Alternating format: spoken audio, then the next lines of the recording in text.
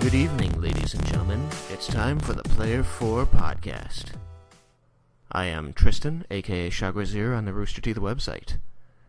I am Alex, aka Chaos Black 21. And I am just Malachi. Wait a minute. Wait. Wait. You're neither Joseph nor Haley. Where are Jayley and Hoseph? Where are Jayley and Hoseph? He sounds Mexican now. So yeah, Joseph and Haley could not make it to tonight's podcast. No, Hoseph and Jayley. Oh, sorry. Okay. Wait. Well, which one's sick then, and which one is busy with family birthday stuff? Well, I think that's pretty self-explanatory. But yes, I was told earlier this week that Joseph may or may not be joining us this week due to feeling very ill. So as far as I know, he's off watching movies or something. Yes, he's watching Inglourious Bastards. Oh, we're gonna have to bleep that because you said. But it's spelled differently. It is spelled differently, but I think it's still a bad word. I'm not sure about that though. Fine. Just because it's spelled different doesn't mean it's not pronounced differently. All right, so what we have here is a Player 2 podcast plus Malachi. I'd like to welcome Malachi to the podcast. He is a longtime friend of mine, a gamer, an anime enthusiast, and he likes going to Marvel movies as well. But hey, hold on a second. I thought we were calling this the TrisLex podcast. We can call it the TrisLex podcast. It sounds a little... I mean, since we already mixed Haley and Joseph together. Do I have to, like, get an image that is, like, half your face, half my face, and try and match up the features in the middle? Oh, God. Yeah, it's gonna look weird. I mean... If you do that, I'll give you internet money. And by internet money, I mean just... I get those. What are they called? What are they called? I get those dog coin. What were they called? The Bitcoins. Bitcoins. You data mine for bitcoins. Yeah, you never hear about those anymore. There was a point where you heard them all the time. It was like It was like a 2-week span where it was the biggest thing ever, and then as quickly as it started, it was gone. Yeah. But, Malachi, sorry for messing up your introduction. You'll have to embrace the tangent with us. We'll get him a t-shirt. It's normal. It's just normal gamer stuff. We just go on and on and on. Don't know when to stop. Malachi, how long have we been friends? Forever. Forever is not a number. Put a number on it. Let's see. Oh, no. Forever... I met you when I was in school, when I was in high school, through a friend. Right, and I think I was still in junior high because you're a year older than me. Yes. So... I have a number for it. I graduated in 2006, so... Yeah, easily... It's 15 years. Yeah, I was going to say, it's in double digits. It's 15 years. So on to the topic, so we're going to talk about new games? Yeah, I thought we were going to try and talk about new games a little bit since we're all gamers here. You and Alex sound like you've got some anime commiserating to do, which is great, because I also watch a little bit of anime now and then. So I wanted to start off with Final Fantasy VII, since I know Malachi has been just gushing about that. It's like I've got a second Haley. Well, gushing isn't excited for it, but also very reserved about it too, because it's just like I don't know what they're gonna do. It's just like, please don't. And I don't know why people are like all up in arms about Tifa's boobs for some reason. Well, they tried to make them more reasonable, and I agree. They were extremely when I played the game, I never felt that they were ridiculous, and also the fact that was what I was focused on. But now that I think about it, you gotta think about it. You got this very sexy figure, Tifa in the game, and Claude just isn't on that at all. He's just like, oh hey, what's going on, friend? Well, yeah, because he's like all about Eris, and also trying to figure out who he is. Yeah, and I only thought it was outrageous, like with the images in like the books, like as a character model. I didn't think it was. I don't know. Bad. I was a lot older when I first played Final Fantasy VII because I was late to the scene. I don't know how old you were when you played it, but I was in college when I finally played Final Fantasy VII. So the first thing I said when I saw Tifa was, "And she's a melee fighter? she's a brawler with." Wait. How did you say it? Melee. Oh my gosh, is that really how it's said? There, you can say melee, you can say Okay. melee. That's how I usually say. That's how like everyone pretty much says it. You're the first one I've ever heard say it like that. It's, you know, it's kind of up in the Tristan air. has to sound sophisticated. I do enjoy sounding sophisticated. Oh. But yeah, so she's a melee combatant who fist fights and, you know, kickboxes the enemies. So she's like flying all around and building muscle. And I don't know if you've ever like looked up female bodybuilders or they lose. Their breasts are based on body fat, and the less body fat they have, the less breasts they have. right. They're basically flat chested and they're nothing but pectoral muscle. And so then you see Tifa and they're like flopping around. You're like, wait a minute. Well, in the Polygon world of 7 when it first came out, you know, you didn't have to worry about them bouncing all over the place. I don't know, because you can go back to like King of Fighters, you know, 10 years before Final Fantasy VII, and they still had that one ninja girl who they added. She had like her 2D sprite had about 15 more frames in it than any other character in the game, because the other 15 frames were the jiggle as her stance bounced from side to side. Alright, so not to be completely focused on this, so, Yeah, Jesus. But no, I just wanted to point out that I did read up that that they discussed that they were going to use Advent Children's like models as kind of not they weren't going to pull it directly from the movie because it's a different technology, but they were going to use those models as a reference for a lot of the stuff, which actually I don't mind because Tifa's build was decent in that it's where there was noticeable, but it wasn't outrageous, at least in my opinion. No, I think that they're all iconic, too. I mean, regardless of whether or not you agree with how it was designed, that just is how it was designed, and to change it a lot from that to going into the new thing it obviously raised a lot of flags. But you're right, when they went into Advent Children, they certainly gave her a realistic look, a more realistic look, and I wouldn't mind seeing something like that in the remake of the game. I had a lot of difficulty finding what I thought I was looking for. Every time I looked up like the HD or HD remake, I was getting images from mods that people had slapped together, and then I got ones that looked like the original Final Fantasy VII game with just better resolution, but otherwise the exact same polygons. And I was a little confused as to what we were getting, because I remember the E3 trailer showed like Final Fantasy Advent Children-esque video sequences, but from the game. Oh, no. That what you seen, that's what threw all the controversy. Because everyone first seen that video, that purely was just to demonstrate the PS3's graphic capabilities. Oh, you have to be kidding me. So that's not actually what the game's going to be looking like? Well, no, it's going to probably be way better than that. But that original video, which threw up all the controversy where everyone's like, remake! And they're like, no, that's not what that was. So that kind of led to this, I feel. That was, like I said, just a demonstration of the power of the graphics for the PS3. Because, like I said, I was finding these images where I see, like, better looking stuff, but it's not like... You're talking about specifically the train one, right? Yeah, specifically that one, where they're not the little Popeye figures meeting outside the train. Yep, that was just purely to demonstrate the engines that they were using and stuff. The man. So they are still gonna probably have, like, the Popeye look in the videos? Oh, no. Did you see the news, this year's E3? Yeah.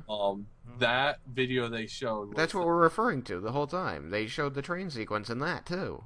Yeah, well, they showed the train itself. I'm talking about the original one was where they were on the train and they actually jumped off the train.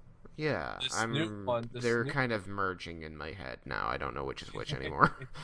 This new one, it actually showed the train going up the center of Midgar. Right, yeah, so I recall it showed that scene, and it showed Midgar in a hole. But then you seen like Cloud walking just in the streets. I recall that, yeah.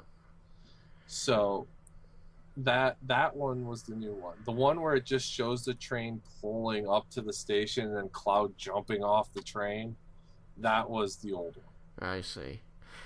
So the new one that you've seen was when they officially said, yes, we are doing the remake. It is happening. So it's hard for me to even do the proper research on this because I'm trying to find images and understand what the players are getting with this, quotes remake. And the image searches and the article searches I'm pulling up are all giving me contradictory information or information that is not corroborated by any other source. So I'm getting lots of just stories, any one of which could be true or untrue.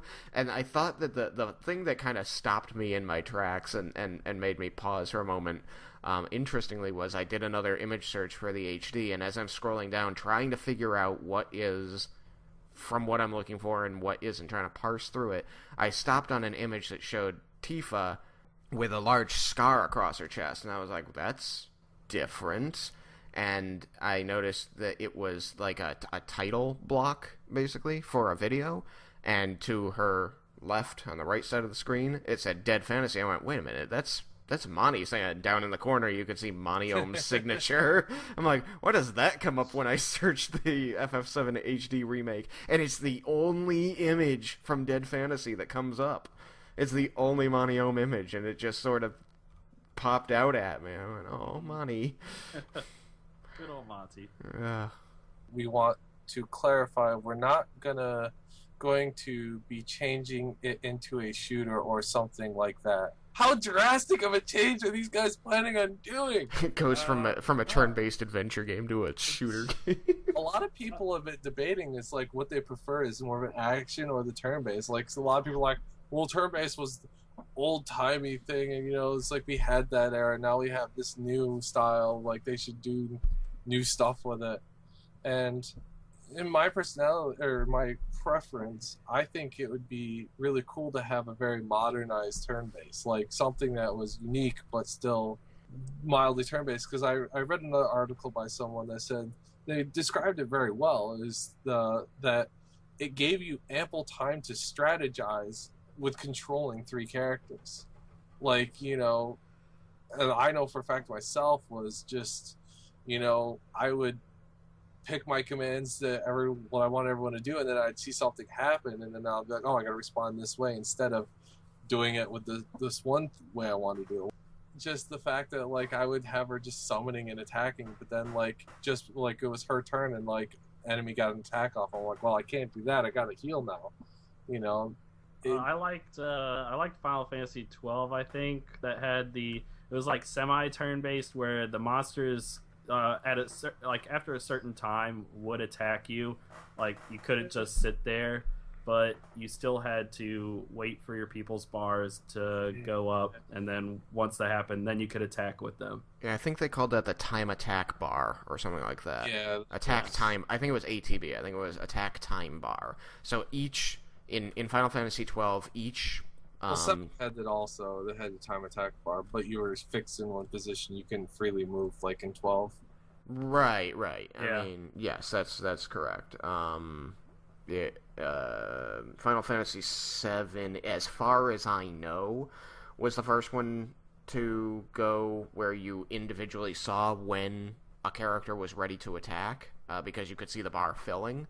Mm-hmm. I played all the way through Final Fantasy I, and that game, while a decent story and pretty good for its time, was just obnoxious to play through the battles with, because you would choose all of your characters' moves at the same time, but you wouldn't know who was going to go first, if fighter was going to go, or if a monster was going to go first, or if white mage was going to go before fighter. So you would be like, okay, you'd have to try and plan. You'd have to sit there and go, okay, how fast does the enemy attack? He'll probably get this attack off, so I should probably tell white mage to heal my full health fighter right now, because fighter will probably get targeted and hit before he gets to go. And so 9 times out of 10, I'd be sitting there in a battle, and I'd be like, oh, crap, Thief is like 100 HP from dead on this turn, so I'm going to have fighter and Thief attack, I'm going to have white mage heal Thief, and I'm going to have black mage cast a haste spell on Thief so that he can attack faster. And hopefully, White Mage will go first and heal him. And invariably, the enemy would go first, attack Thief. Thief would go down. He would go unconscious. and then, because it's not an intelligent system, White Mage would heal the unconscious Thief, which does nothing. And then Black Mage would cast Haste on unconscious Thief, which does nothing except waste their mana and your turn. And you go, why do I not know when things are going to happen? So, well, I also kind of like that kind of stuff because it was a challenge. It just didn't make it obvious and easy to It wasn't a challenge you could master. It was basically a random number generator who was going to go when. Well, a lot of times I've noticed the games like that is they'll usually target the weakest enemy or weakest player character. I'm gonna go with random number generator because that's what it felt like. That's what it felt like the entire game. Alex, did FF12 have the ability to swap in characters who were not in your current battle roster during battle like FF10 had? It's been so long since I've played 12 that even Malachi can't remember. No. I actually don't ever really remember playing the other characters. I just remember playing Vaughn all the time. I think you might be set with your characters and you couldn't swap them in. No, because that was a system I actually, FF10 storyline notwithstanding, one of the things I liked about FF10 was that you had your 3 characters that were in your roster, and if one of them went down, or you were like, oh, you know what, this character needs experience, you would swap two characters right in the middle of the fight. You'd be like, you know what, I really need Lulu for this, and I don't really need, Aron right now, so swap Lulu and Aron. Yeah, that was really cool, intense system. And I think you could swap them even if they went unconscious. So you'd be like, oh crap, Aron's down. Well, drag him off the field and put whoever in. Waka. Drag him off the field. Well, how else do you explain? No, they didn't really drag him off, didn't they? Actually, get up and then hop off the screen. No. He's unconscious. I just imagine I thought Waka and Kamari just grabbing his ankles and pulling him away, and then Lulu standing in his spot, being like, "Okay, it's me now." I thought you couldn't switch them out when they're unconscious. I have no idea. I thought you could, but maybe you can't. I don't think you could. No, you could. Yeah, I think I remember. Yeah, you'd have to revive them and then switch immediately. Oh, that's silly. Well, not really, because you got to think you'd have to go through your entire party to lose. And I know that I lost a couple times in battles, without going through everyone. Maybe they should make it so that you can swap them when they're unconscious, like Pokemon. Yeah, that means you have a lot of chances to fix a mistake because you had what, eight characters? No. Yeah. I mean, why not?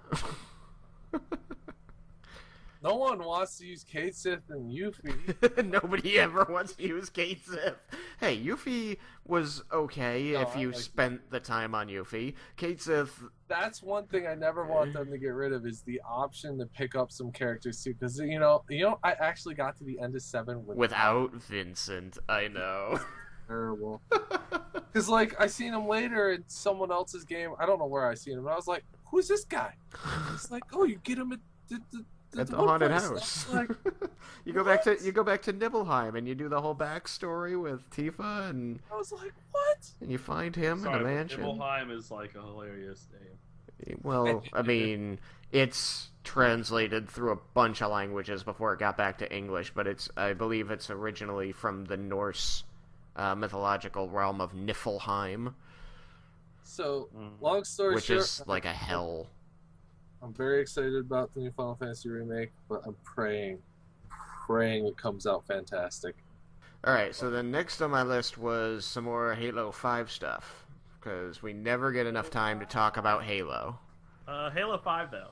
Halo 5. So are we following? Do we know yet if we're going to be? Are there 2 campaigns where one we follow the Osiris Fire team, and the other one we follow the Master Chief, or does it kind of do a Halo 2 thing where you jump between them? Master Chief Arbiter style. So is the Master Chief like a cameo now? You think they're going to pull another Halo 2 on us, maybe?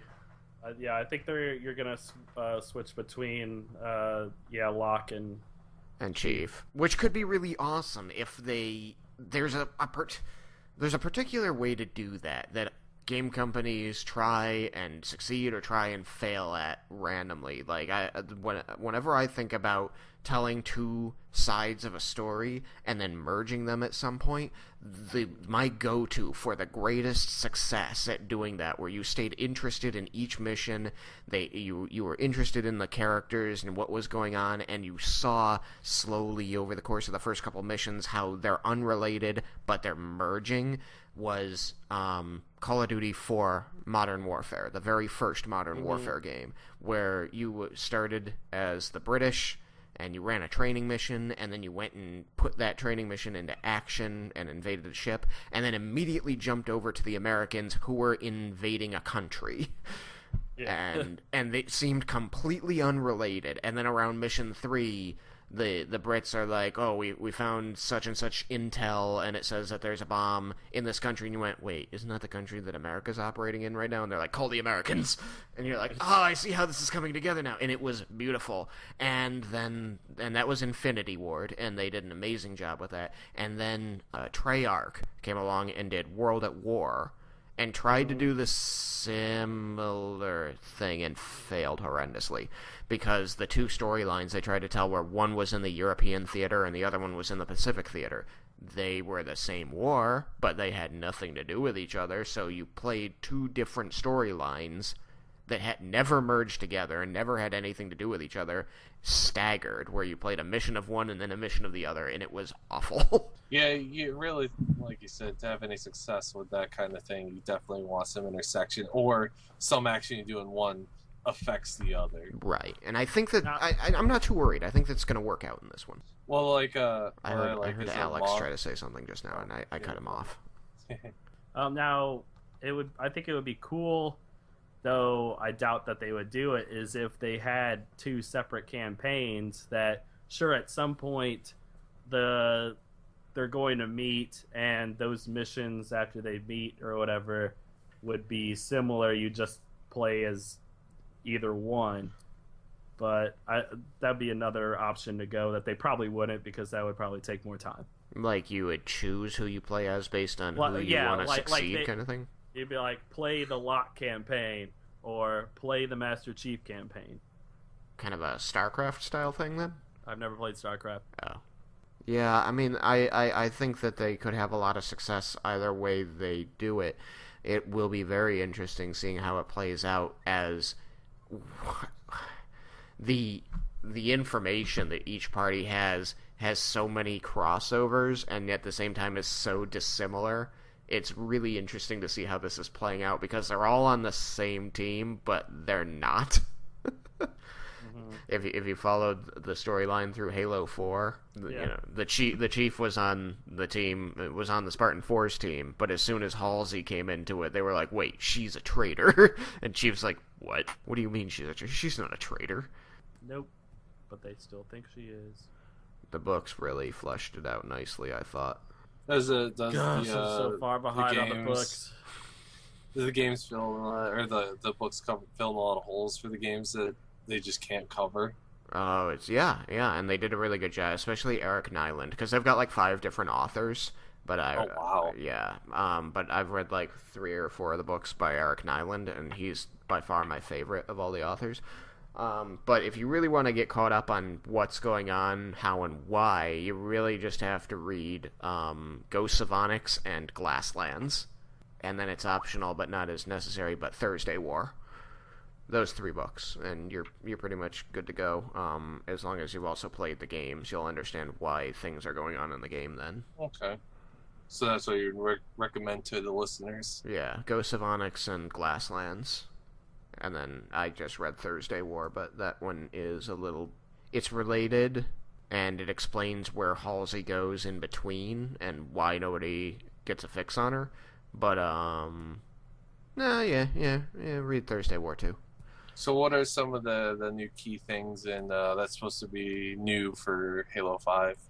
Well, I think they've still got all the armor upgrades that Halo Reach and Halo 4 brought about. Oh, they bring in like aim down sight on all the weapons? Halo 5 aim down sights. Aim down sight scoping feature. Some players, not everyone likes it. That's always positive. Well, that's how it is. I mean, Halo has historically been like a spray and pray game. They're the only weapons that you actually zoom in with are like the scoped magnum pistol and the sniper rifle, and then later they introduced the battle rifle, which had Didn't the rocket launchers usually zoom too? Not in the did they in the original game too? Yeah. Oh, really? Okay. Yeah. So I knew that they later had one, and then they added a lock-on feature for vehicles, which often hurt you more than it helped. But, according to this, if you're a longtime Halo fan, you know that a good amount of the weapons in your arsenal would only fire from the hip. But in Halo 5, 343 is implementing something they call a smart link, which is a Shadowrun term, which is essentially an aim down the sight scoping feature, and some players who have early access during this new feature aren't happy with the change. This is an article from I'm reading out of an article from Kotaku right now. Oh, it also could be just a thing people have to get used to. A lot of times when there's changes to things, it's just people aren't used to it, and then they find ways to exploit it, and then they fall in love with it. The scope system narrows down the burst spread of automatic weapons like the assault rifle or the SMG. Players, Halo Waypoint, are interpreting this as a contradiction from what 343 stated is what they're experiencing in the beta. The function of the Smart Link system. No penalty to hip fire when using the Smart Link. It's really important to us that you maintain the freedom of movement. Your shots remain accurate. They aren't disrupting the natural movement and flow of Halo. Automatic weapons, there is a slight improvement to shot spread while zoomed.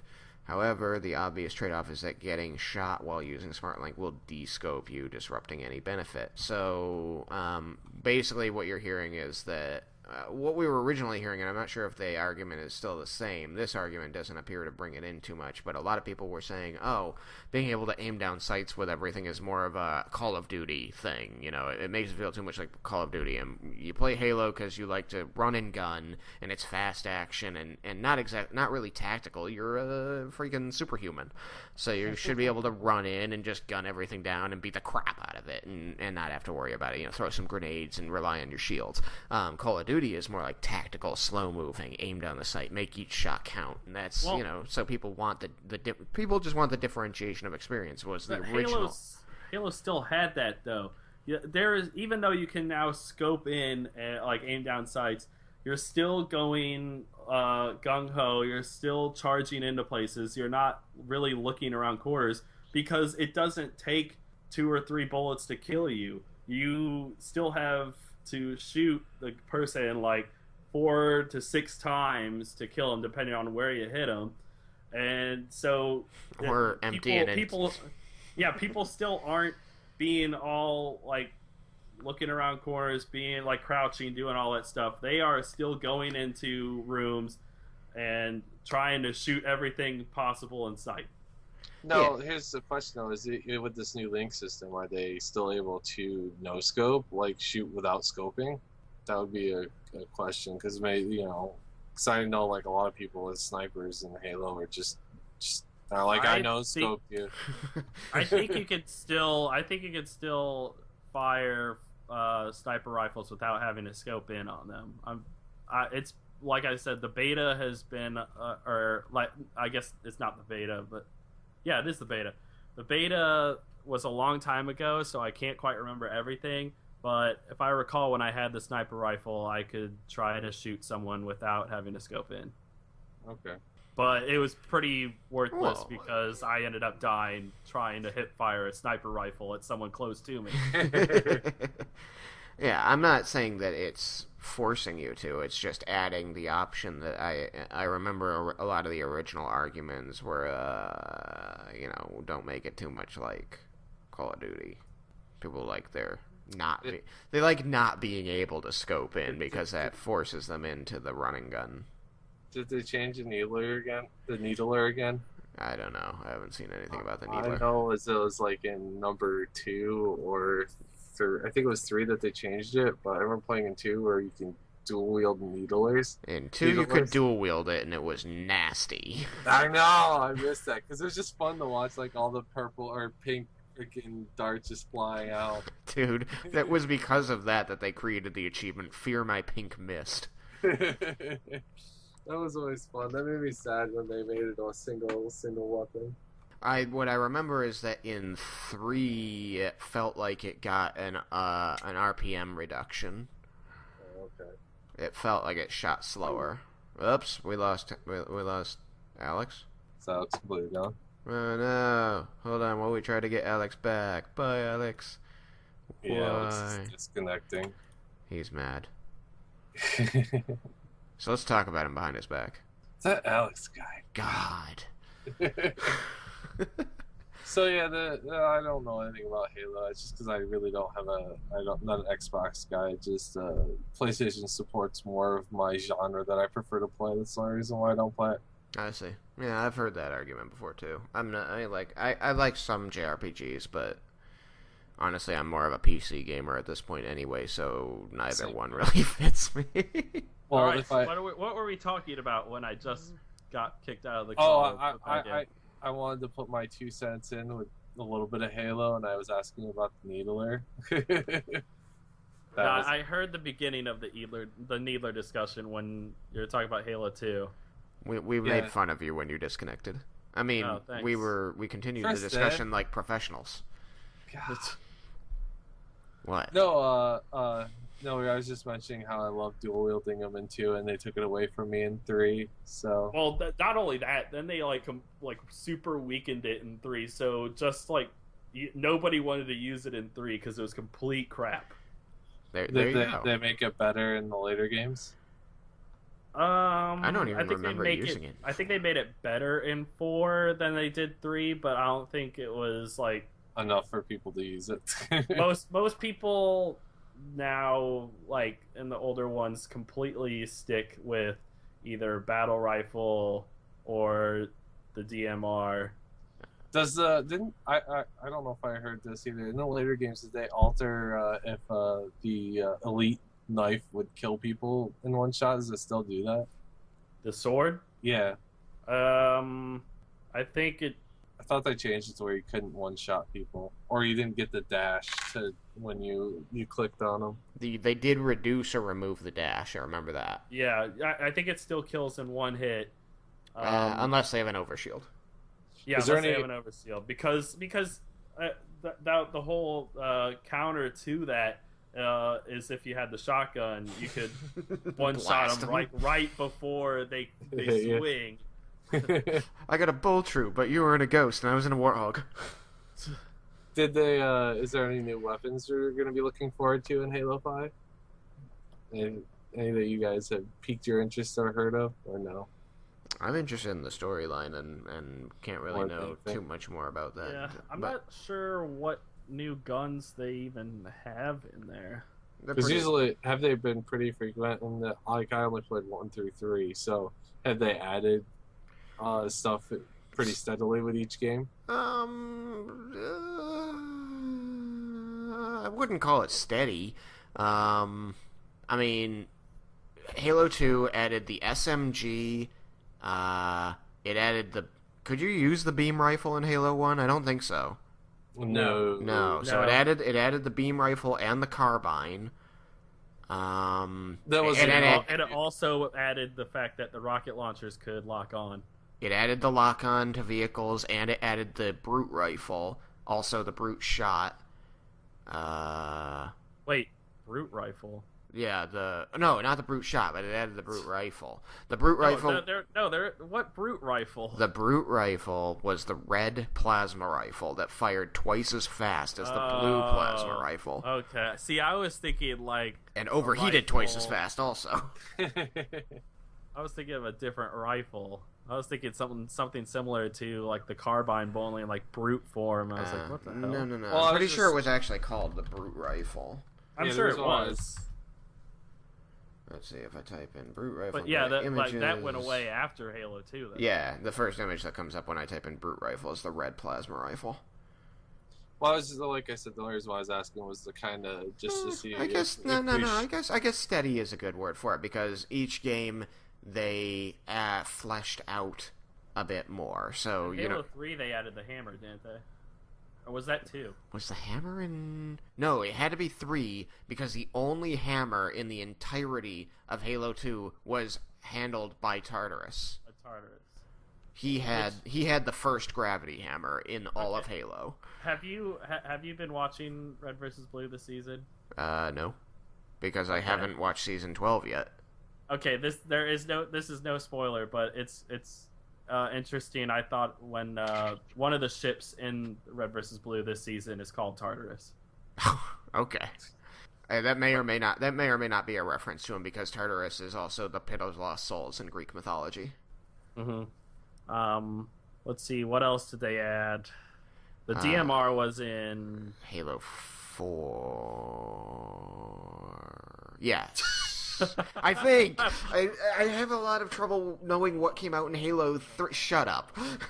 Halo 3 fleshed out a lot of the brute stuff. It added the brute, the chopper, the vehicle. It added the pistol, the flechette pistol that they have. It added the spike grenade. I think you're right. DMR was 4. I think DMR didn't come out till 4. And they also added those. Obviously, all of the guns from the new evil people. Got it. Four added those. I know. I keep wanting to call them the Vex. 4 for so long, I can't remember their names. I keep wanting to call them the Vex because I've been playing a lot of Destiny, and that's who they remind me of. Were they Protean? What were they called? No. I think so. Oh, wait. Prometheans. There you go. Prometheans. Thank you. I'm like, Protean just means it can shapeshift, and they don't do that. Yet. Yeah. Wait, weren't the Wait, you haven't played Mass Effect. Never mind. Mass Effect had locusts. That's all I know. The Mass Effect, one of the races Gears that of War. actually passed is called the Protheans. Well, that's just confusing. So, the brute shot, I think, was added in 3 and not 2, I think. So, we should see, basically, long and short of, we should see a good rotation in this one. Yeah, I think probably, because I don't think that any new races are added, but they did add the Spartan 4s in Halo 4, so now I think they're going to flesh out the Spartan 4s and how they differentiate between the Spartan 4s, the Spartan 3s, and the Spartan 2s, how their gear is different and or better. So I think we're going to see some new human weapons, if I had to guess. Although, where you can go from a sniper rifle, an assault rifle, a designated marksman rifle, and a pistol, and a shotgun. I mean, you've pretty much covered all your bases already. And a rocket launcher. The rocket launcher. You cannot forget the rocket launcher. Maybe they'll have a better rocket launcher. I don't know.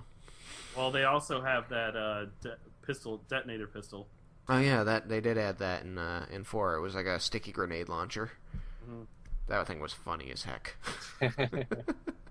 Well, just sticky bombs are fun because it was just like, you stuck them and you're like, there they go. And don't forget also the alien, the Covenant plasma grenade launcher that if you held it and powered it up, it would shoot 4 sticky grenades. You're right about that. I did forget about that thing, the Covenant, like multi-grenade rifle or whatever. It was basically the FU gun. Of course, like hold. Okay, now you got 4 grenades chasing you. Oh, here's something that I didn't cross over. It didn't survive after ODST. I think the needle rifle. Nope, that was an ODST only, and it never came back. I haven't gotten to play ODST. I remember that. Well, isn't the It's a needler, but it has like half the capacity of a needler, and it's a two-handed weapon. It's got a scope on it. It's a needle rifle.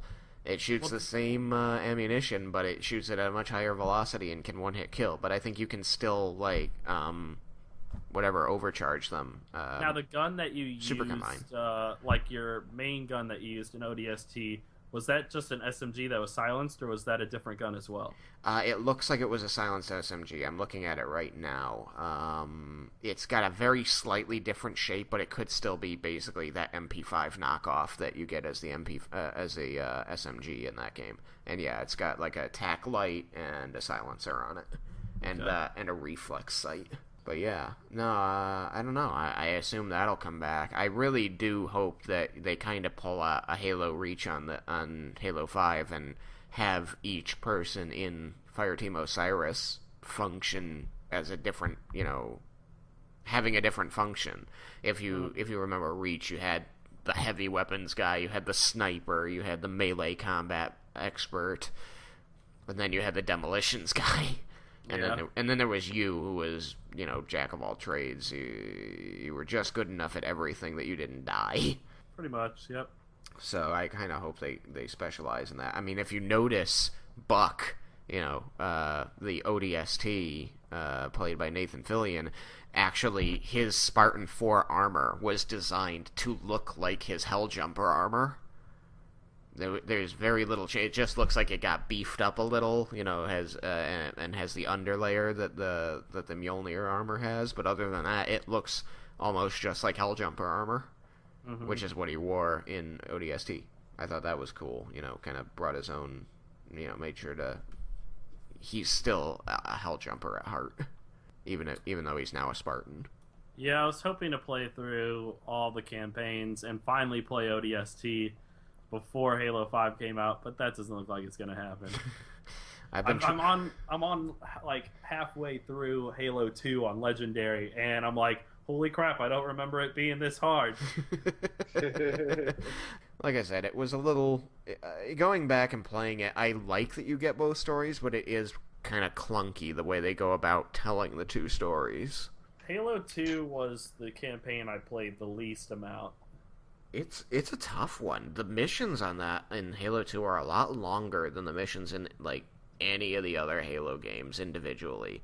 I remember the mission Quarantine Zone, which is where you're in a frozen place driving a tank around a lot. It's just this gigantic map, and you've got 15 objectives to do. And I remember sitting there 2 hours into the mission when does it end?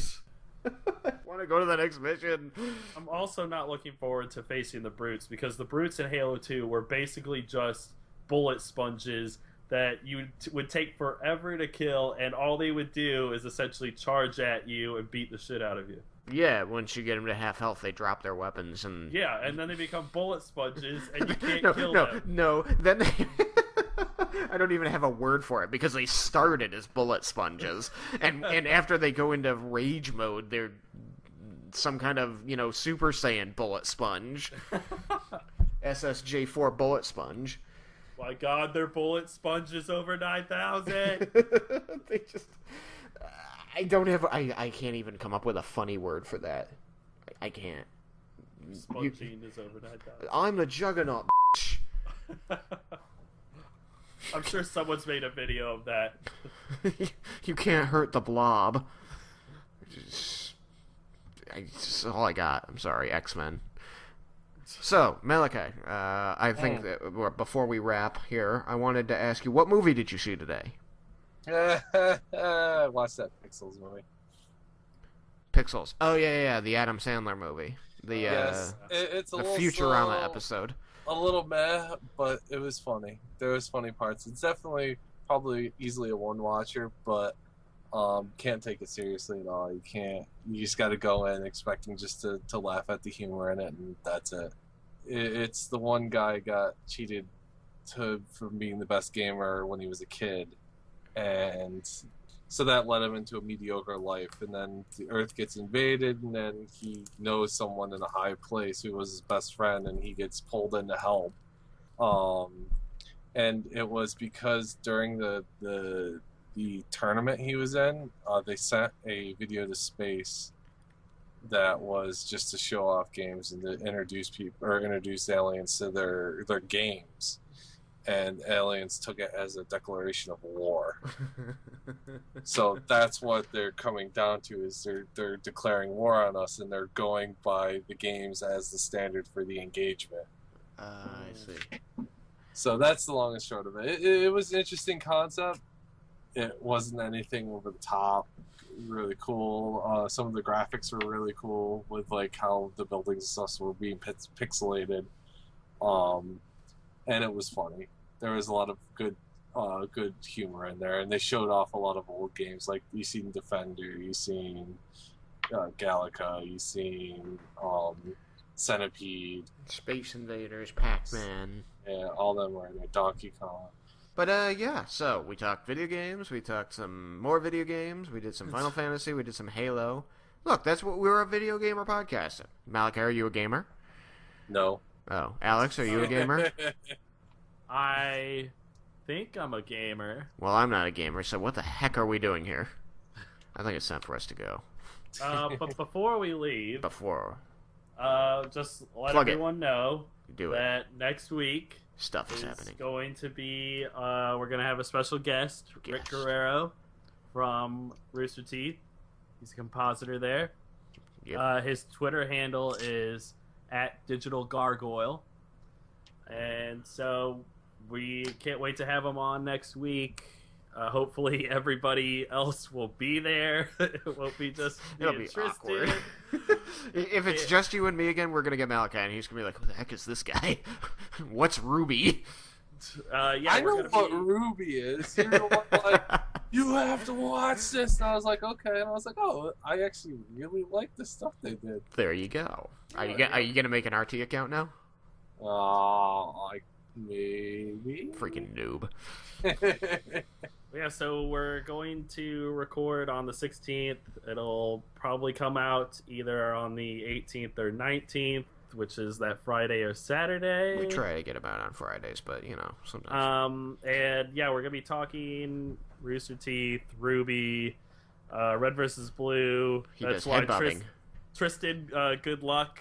You might have to cover your ears for a lot of it because I'm sure we're gonna be talking about RVB season 13. That's right. He's only been there a year, hasn't he? Yeah. Oh. Thank you for listening to the Player 4 podcast, which was the Player 2 podcast, because we are peer-to-peer and user-friendly. The TrisLex podcast. TrisLex with Malachi. And I hope you enjoyed my company. I enjoyed Malachi's company. Yes, thanks for filling in for us, Malachi. I think Malachi's cool. Yeah, he's all right. Good night. Meh. Good night, everybody. Good night. Later.